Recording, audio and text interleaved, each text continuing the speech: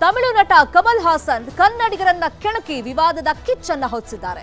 ತಮಿಳಿನಿಂದ ಕನ್ನಡ ಭಾಷೆ ಹುಟ್ಟಿದ್ದು ಅಂತ ಹೇಳಿ ಕನ್ನಡಿಗರ ಕೆಂಗಣ್ಣಿಗೆ ಗುರಿಯಾಗಿದ್ದಾರೆ. ಕಮಲ್ ಮಾತಿಗೆ ಕೆರಳಿದ ಕನ್ನಡಿಗರು ಕ್ಷಮೆ ಕೇಳಬೇಕು ಅಂತ ಹೇಳಿ ಆಗ್ರಹವನ್ನು ಮಾಡಿದ್ದಾರೆ. தமிழிலிருந்து பிறந்ததுதான் உங்கள் பாஷை.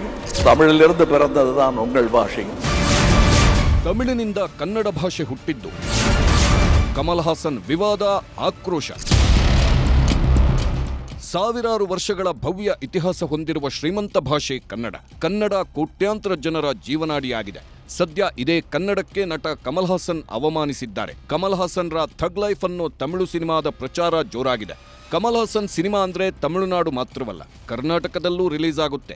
ಸಿನಿಮಾ ಪ್ರಚಾರಕ್ಕೆ ಕಮಲ್ ಹಾಸನ್ ಬೆಂಗಳೂರಿಗೆ ಬಂದ್ರೆ ಅವರ ಸಿನಿಮಾಗೆ ಕನ್ನಡದ ನಟರು ಸಪೋರ್ಟ್ ಮಾಡ್ತಾರೆ. ಅದೇ ರೀತಿ ಇತ್ತೀಚೆಗೆ ಥಗ್ ಲೈಫ್ ಸಿನಿಮಾ ಆಡಿಯೋ ರಿಲೀಸ್ ಚೆನ್ನೈನಲ್ಲಿ ನಡೆದಿದೆ. ಈ ಕಾರ್ಯಕ್ರಮಕ್ಕೆ ಶಿವರಾಜ್ ಕುಮಾರ್ ಅತಿಥಿಯಾಗಿ ಹೋಗಿ ಸಾಥ್ ನೀಡಿದ್ರು. ಇದೇ ವೇಳೆ ಕನ್ನಡದ ಬಗ್ಗೆ ಮಾತನಾಡಿ ಕಮಲ್ ಹಾಸನ್ ವಿವಾದದ ಕಿಚ್ಚು ಹಚ್ಚಿದ್ದಾರೆ. ಇದು அந்த ஊரில் இருக்கும் என் குடும்பம், அதனால தான் அவர் இங்கே வந்திருக்காரு.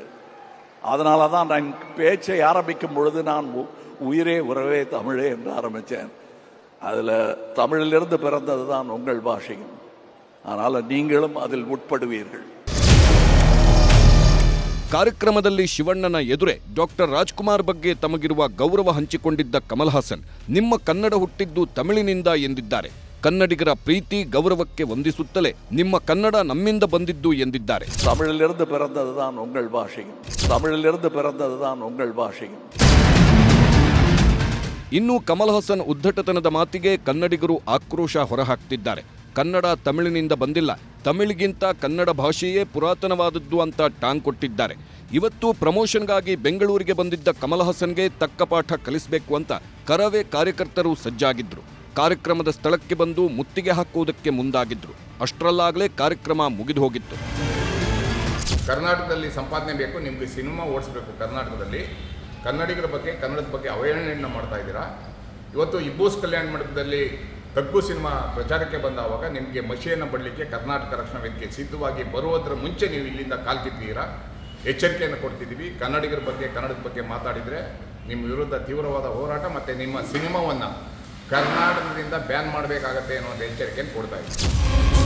ಇನ್ನು ಕಮಲ್ ಹಾಸನ್ ಮಾತನ್ನ ಖಂಡಿಸಿರೋ ಬಿಜೆಪಿ ರಾಜ್ಯಾಧ್ಯಕ್ಷ ಬಿವೈ ವಿಜಯೇಂದ್ರ ಕೂಡಲೇ ಕನ್ನಡಿಗರ ಕ್ಷಮೆಯಾಚಿಸಬೇಕು ಅಂತ ಎಕ್ಸ್ನಲ್ಲಿ ಪೋಸ್ಟ್ ಮಾಡಿ ಆಗ್ರಹಿಸಿದ್ದಾರೆ.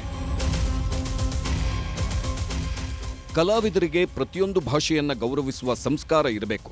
ನಟ ಕಮಲ್ ಹಾಸನ್ ತಮ್ಮ ತಮಿಳು ಭಾಷೆ ವೈಭವೀಕರಿಸುವ ಮತ್ತಿನಲ್ಲಿ ನಟ ಶಿವರಾಜ್ ಕುಮಾರ್ ಅವರನ್ನು ಕುಳ್ಳಿರಿಸಿಕೊಂಡು ಕನ್ನಡವನ್ನ ಅವಮಾನಿಸಿರುವುದು ಉದ್ದಟತನ ಹಾಗೂ ದುರಹಂಕಾರದ ಪರಮಾವಧಿ. ದಕ್ಷಿಣ ಭಾರತದಲ್ಲಿ ಸಾಮರಸ್ಯತೆ ಬೆಸೆಯಬೇಕಾದ ಕಮಲ್ ಹಾಸನ್ ಅವರು ಕಳೆದ ಕೆಲವು ವರ್ಷಗಳಿಂದ ನಿರಂತರವಾಗಿ ಹಿಂದೂ ಧರ್ಮವನ್ನ ಅವಹೇಳನ ಮಾಡುತ್ತಾ ಧಾರ್ಮಿಕ ಭಾವನೆಗಳಿಗೆ ಧಕ್ಕೆ ತರುತ್ತಿದ್ರು. ಇದೀಗ 6.5 ಕೋಟಿ ಕನ್ನಡಿಗರ ಸ್ವಾಭಿಮಾನಕ್ಕೆ ಕೊಳ್ಳಿಯಿಟ್ಟು ಕನ್ನಡವನ್ನ ಅಪಮಾನಿಸಿದ್ದಾರೆ. ಕೂಡಲೇ ಕಮಲ್ ಹಾಸನ್ ಕನ್ನಡಿಗರ ಕ್ಷಮೆ ಕೇಳಬೇಕು. ತಾವು ಆಡಿದ ಮಾತಿಗೆ ನಟ ಕಮಲ್ ಹಾಸನ್ ಯಾವುದೇ ಕ್ಲಾರಿಟಿ ಕೊಡದೆ ಉದ್ದಟತನ ತೋರಿದ್ದಾರೆ. ಜೂನ್ 5ಕ್ಕೆ ಥಗ್ ಲೈಫ್ ಸಿನಿಮಾ ರಿಲೀಸ್ ಆಗಲಿದ್ದು ಕನ್ನಡಿಗರು ಸರಿಯಾಗಿ ಪಾಠ ಕಲಿಸಬೇಕಿದೆ.